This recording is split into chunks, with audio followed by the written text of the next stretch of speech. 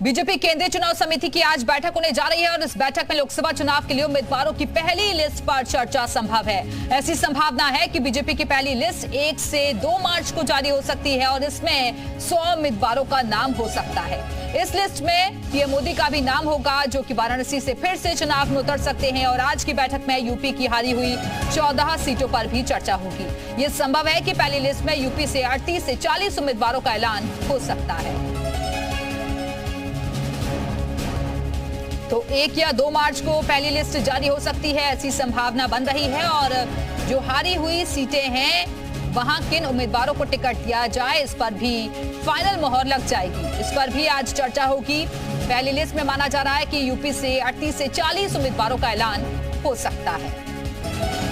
तो आज की अहम बैठक है जिसमें तमाम नामों को लेकर चर्चा की जाएगी, क्योंकि आपको याद होगा कि नामों का पैनल लखनऊ से डिसाइड होकर दिल्ली भेजा गया, वहां पर चर्चा हुई। और आज की अहम बैठक है, केंद्रीय चुनाव समिति की बैठक होने जा रही है, जिसमें लोकसभा चुनाव के उम्मीदवारों की पहली लिस्ट पर चर्चा होगी। चुनावों में अब वक्त कम रह गया है और इसके तहत कोशिश यही है कि जल्द से जल्द उम्मीदवारों के नाम का ऐलान कर दिया जाए। बीजेपी की पहली लिस्ट 1 से 2 मार्च को जारी हो सकती है।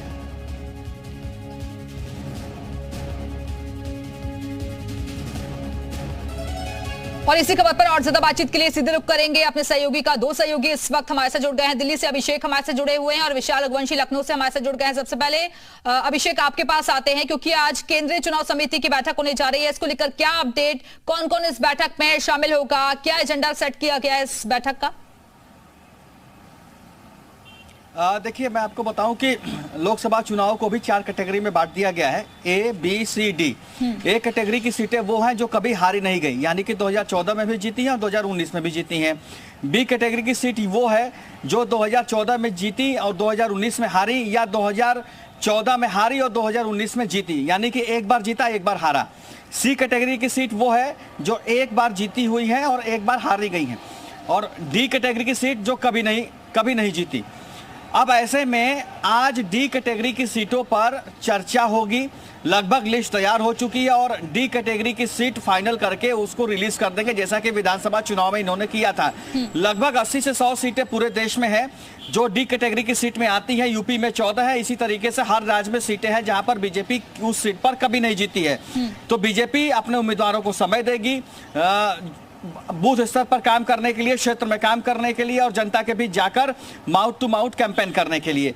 तो उसकी जो लिस्ट है, जो सूची है, वो आज सीईसी की बैठक में संपन्न होने के बाद रात को 11-12 बजे तक ये मीटिंग चलेगी और कल हो सकता है कि दोपहर तक वो लिस्ट जारी कर दी जाए। तो जो डी कैटेगरी की सीट है उस पर आज सीईसी में अंतिम मुहर लग जाएगी और जिसके कोर ग्रुप की बैठक भी हो चुकी है। कल 14 राज्यों की कोर ग्रुप की बैठक हुई और 2-3 दिन पहले 8 राज्यों की कोर ग्रुप की बैठक हो चुकी है, यानी कि 14 और 8 लगभग 22 राज्यों के कोर ग्रुप की बैठक हो चुकी है। और इन 22 राज्यों से 2-2, 3-3 उम्मीदवारों के नाम हर बिल्कुल। तो आज बीजेपी केंद्रीय चुनाव समिति की बैठक होने जा रही है और माना जा रहा है कि आज नाम को फाइनलाइज कर लिया जाएगा। कल तक लिस्ट भी सामने आ सकती है। आप बने रहेगा अभिषेक, वापस आएंगे आपके पास और विशाल के पास चलते हैं। विशाल, जाहिर तौर पर अगर चुनाव के प्रचार में जाना है तो उससे पहले जल्द से जल्द उम्मीदवारों के नाम का ऐलान करना होगा और फोकस अब सबसे ज्यादा यूपी में उन सीटों पर जहां बीजेपी को हार का सामना करना पड़ा था। देखिए, बिल्कुल उत्तर प्रदेश में बीजेपी के सामने सबसे बड़ी चुनौती ये है कि जो लोकसभा 2019 में सीटें हारी थी बीजेपी ने, उन सीटों को लेकर क्या कुछ एक्शन प्लान बनाया गया है। और अब आपको बता दें कि अगले 48 घंटे उत्तर प्रदेश के सांसदों के लिए बेहद महत्वपूर्ण होने वाले हैं, क्योंकि कई ऐसे सांसद हैं जिनका टिकट कटने की बात कही जा रही है। इसके साथ साथ जो सीटें बीजेपी हारी थी, जैसा कि ये कयास लगाए जा रहे हैं कि अम्बेडकर नगर से रितेश पांडे, जो हाल में ही बसपा छोड़कर भाजपा में आए हैं, उनको प्रत्याशी बनाया जाएगा। इसके साथ साथ अगर हम बात करें तो बदायूं से प्रत्याशी बदलने की बात की जा रही है। आशुतोष मौर्य को जो है संघमित्रा की जगह टिकट दिया जाएगा। सुल्तानपुर से बाकायदा मीता गांधी है, उनकी जगह पर किसी और को चुनाव लड़ाया जा सकता है। तो ये तमाम ऐसी सीटें हैं। इसके साथ साथ जो सीटें 2019 में बीजेपी हार गई थी, जिसमें अगर हम बात करें तो लालगंज जो सीट थी, इसके साथ साथ अगर हम बात करें श्रावस्ती की सीट थी, तो इन सब सीटों को लेकर भी क्या कुछ एक्शन प्लान बीजेपी ने बनाया है, उन सब चीज़ों पर अगले 48 घंटे बेहद महत्वपूर्ण है और उत्तर प्रदेश के सांसदों के लिए भी बेहद महत्वपूर्ण है, क्योंकि कई ऐसे सांसद हैं जिनका टिकट कटना बिल्कुल तय माना जा रहा है, चाहे वो सर्वे रिपोर्ट हो,